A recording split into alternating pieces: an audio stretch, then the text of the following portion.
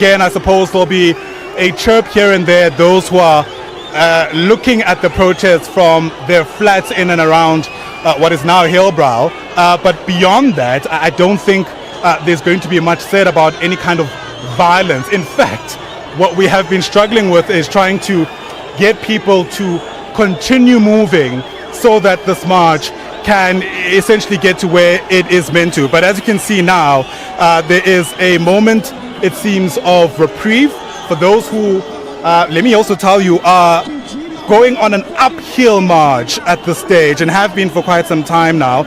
I imagine what might take place is there'll be some kind of address before we get a sense of the way forward. Ngizwe Mkhunu is really in the thick of things here, every now and again, deep in the crowd.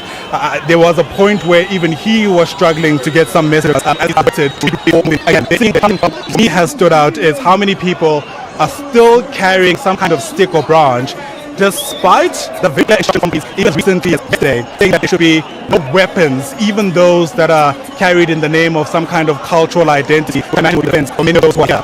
Also cited around why it would be illegal to carry a dangerous weapon, as has been described in this kind of context. But despite that, I think police have chosen quite a win, for lack of a term, and that has to do with maintaining law and order as the marchers continue going through the streets of the CBD. It's been an extraordinary morning so far, Mfundo. Without a stretch of any imagination would people have thought that there'd be this kind of response at the very least, given just how sure the state was. And in fact, there were skeptics earlier today, at least around 10 o'clock when this march was meant to start, who suggested that perhaps this would be a bit of a damp squib because of the fact that police have spent about 600 million rand, we're told, and have made sure that all corners of the country are covered. But despite that, a lot of people still said that they wanted to, at the very least, make their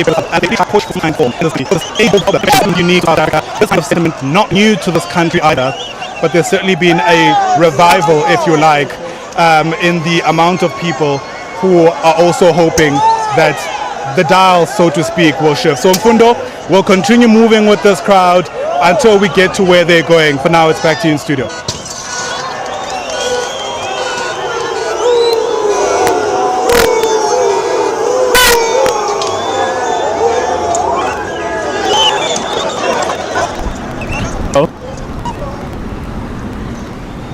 Okay.